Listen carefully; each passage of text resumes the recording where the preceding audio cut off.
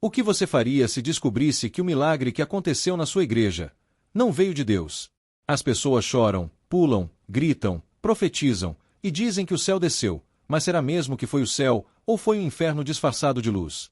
Jesus avisou: muitos, naquele dia, me dirão: Senhor, Senhor, em teu nome expulsamos demônios, fizemos milagres. E eu lhes direi: nunca vos conheci. Apartai-vos de mim, vós que praticam o mal. Mateus 7:22-23.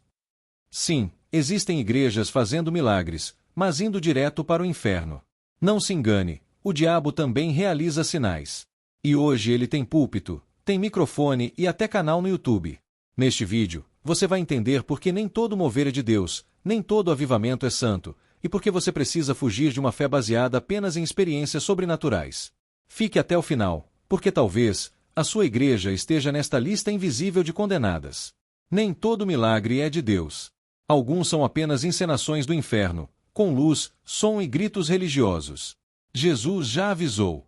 E não foi um aviso leve. Foi um soco. Em Mateus 7, ele disse que muitos, não poucos, vão chegar diante dele dizendo: Senhor, em teu nome expulsamos demônios, em teu nome fizemos milagres. E a resposta dele: nunca vos conheci. Apartem-se de mim. Essa gente não estava no mundo. Estava na igreja, no púlpito, no altar, usando o nome de Jesus, fazendo sinais. Mas no fim, Jesus os chama de desconhecidos, de estranhos, de iníquos. O que isso quer dizer? Que você pode viver cercado de milagres, e mesmo assim estar indo direto para o inferno. Quer mais? Vá até o Egito.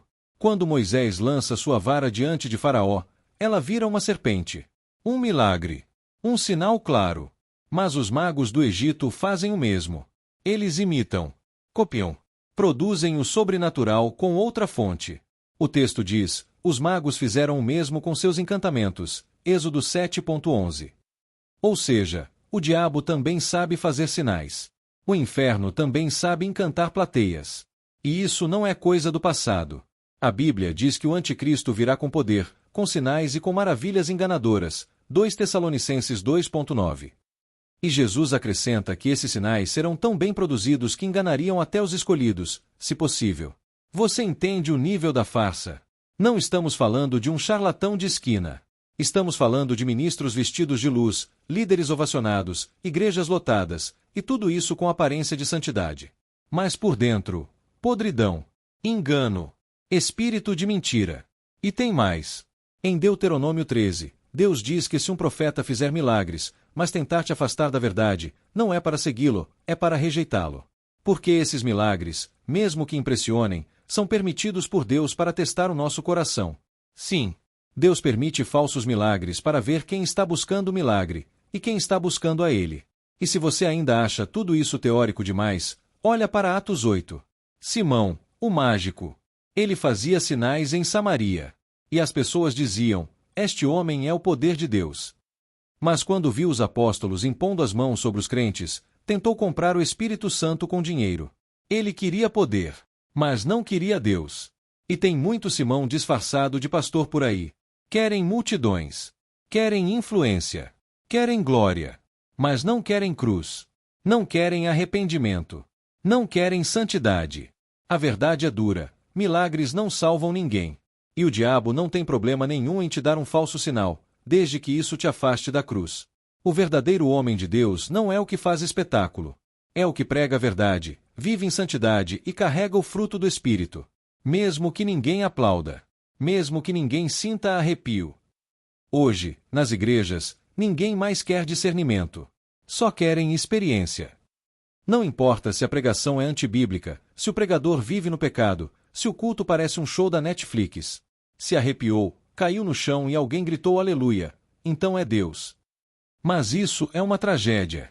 E é exatamente o cenário que o inferno ama. A verdade é, o Espírito Santo não se impressiona com barulho. Ele se move com verdade.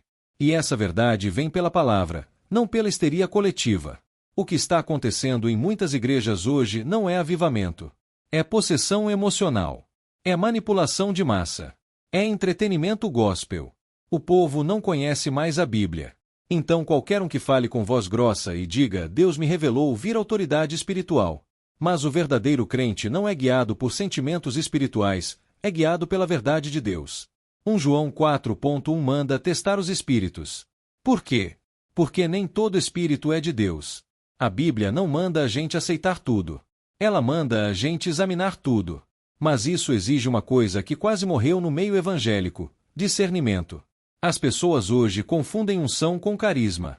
Confundem espetáculo com presença de Deus. Confundem emoção com santidade. Se o pastor é engraçado, carismático e faz o povo rir, então é ungido.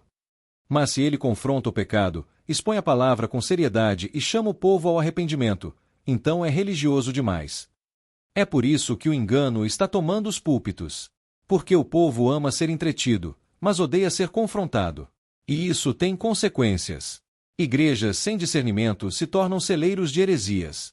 Elas misturam Bíblia com coaching, Jesus com autoajuda, cruz com palco iluminado. E pior, chamam tudo isso de novo mover de Deus. Mas não é mover. É desvio. É doença. É o espírito do anticristo vestido de avivamento. Paulo disse que nos últimos dias, os homens teriam coceira nos ouvidos. Queriam ouvir só o que agrada. E ele manda, prega a palavra. A tempo e fora de tempo. Corrige. Repreende. Exorta. Porque virá tempo em que não suportarão a sã doutrina. 2 Timóteo 4.2-3. Esse tempo chegou. Hoje, se você falar de arrependimento, te chamam de fanático. Se você falar de inferno, dizem que você não tem amor. Se você exigir santidade, vão te chamar de legalista. Mas se você contar uma visão espiritual, ou disser que sentiu algo forte, vão te aplaudir. O povo está viciado em sentir, mas perdeu a fome de conhecer. E onde não há conhecimento da verdade, o engano reina com liberdade. Tem muito avivamento por aí que é só fumaça, som alto e pirotecnia emocional. Gente rodando, gritando, caindo, mas ninguém se arrependendo. Ninguém largando o pecado. Ninguém nascendo de novo. E você acha que isso é o Espírito Santo? Isso é o teatro do inferno, encenado em alta definição. O verdadeiro avivamento não começa com gritos, mas com lágrimas de arrependimento. Não começa com sapateado no poder, mas com joelhos no chão e rostos prostrados diante de Deus. O povo hoje quer o fogo, mas não quer o altar.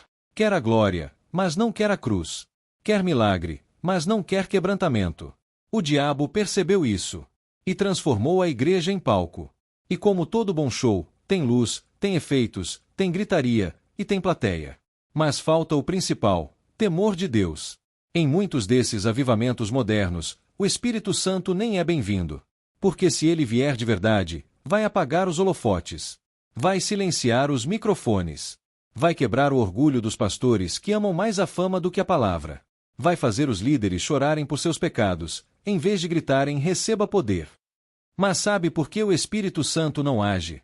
Porque ele não é palhaço de púlpito. Ele não desce em ambientes onde a carne é celebrada e Cristo é esquecido.